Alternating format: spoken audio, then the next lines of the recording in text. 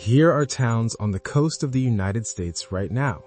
Towns with ocean views, quiet streets, and affordable housing, where a retired couple can live on Social Security alone. Not in theory, not with tricks, just live. And almost no one is talking about them. Why? Because they don't look like the retirement ads. There's no infinity pool, no golf cart community.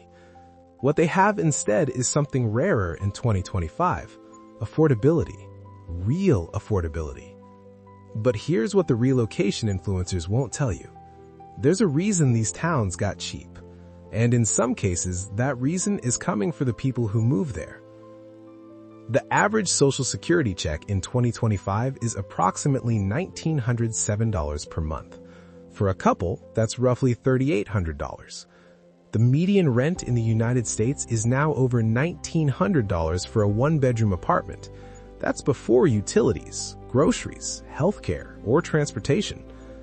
In other words, for tens of millions of Americans, the retirement math simply does not work in any city or suburb they've ever heard of.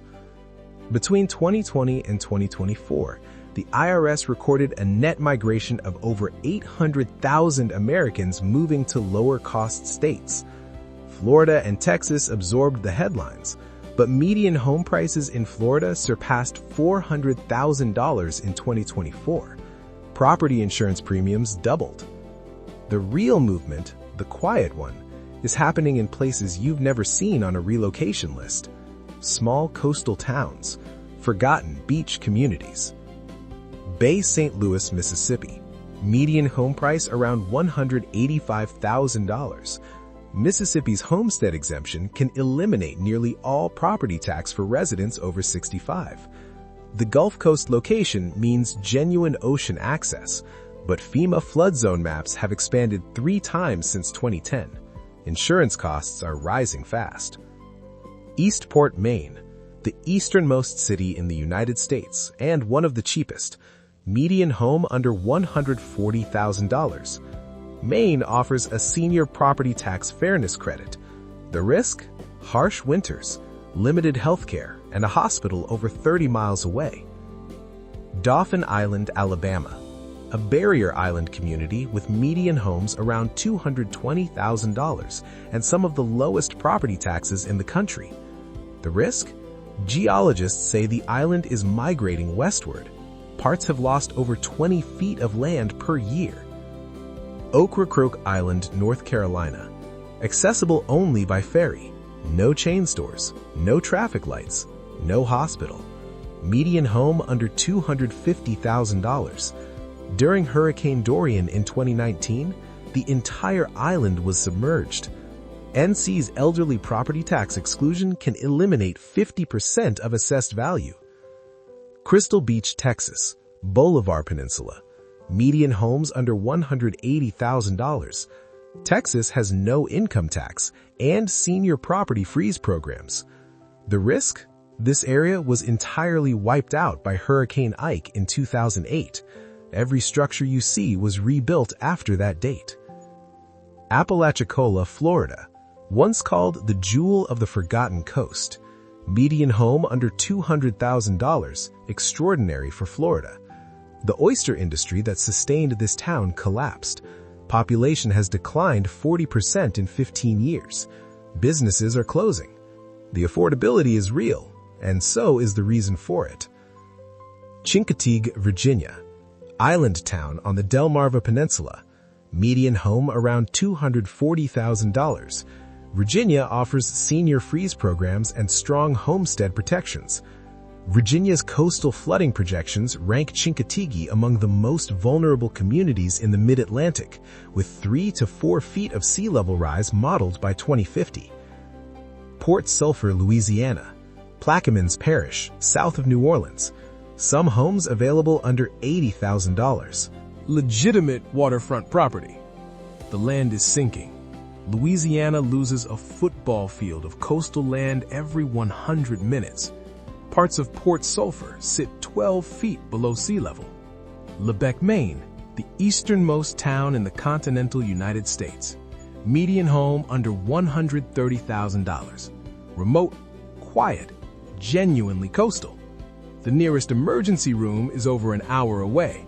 The town's population has shrunk by 30% since 2000, creating a fragile local economy. Pass Kinship, Mississippi, called the Pass, median home around $160,000. Historic homes with ocean views and one of the best senior exemption packages in the country. The risk? It was 80% destroyed by Hurricane Katrina in 2005. What you see today, every beautiful structure, was built in the last 20 years. Here's what ties most of these towns together. They are not cheap because they are undiscovered. They are cheap because something has already gone wrong or something is about to. In economics, there's a term, risk mispricing.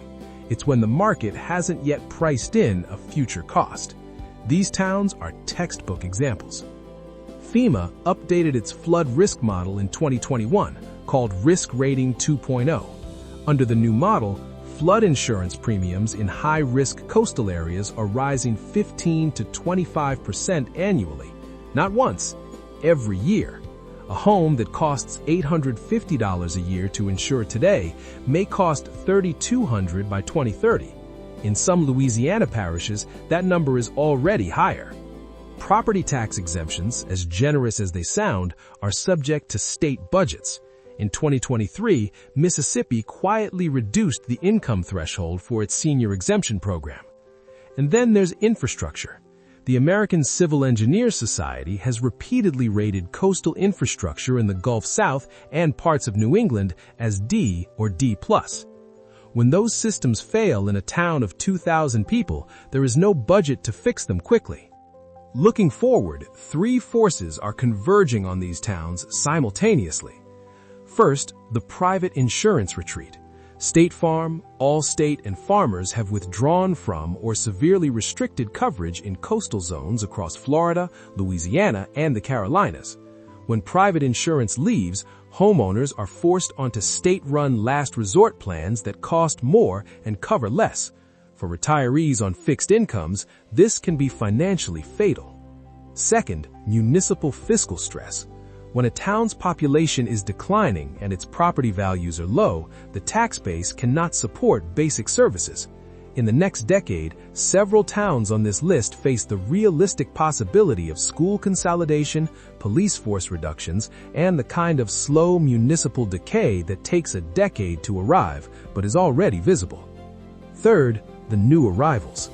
There is an irony in making videos like this one. Once enough people discover an affordable town, the affordability begins to erode. Several towns in the Carolina Lowcountry, on similar lists 5 years ago, have seen median home prices rise 60 to 80% since. The act of discovery is the beginning of the end of the deal. None of this is meant to tell you where to live. That is not what this channel does. What it does is show you what the market is showing and what it isn't. These 10 towns are real. The affordability is real. The senior tax programs are real, and the risks are equally real. Not hypothetical, not worst case, real trends already in motion. The question is not whether these towns are worth considering. Some of them genuinely are. The question is whether the people moving there have done the math on what happens in year 3 when the flood insurance bill arrives, or in year 5 when the nearest hospital closes its ER. The towns that look free in 2025 have a cost. It just doesn't arrive at closing. It arrives later.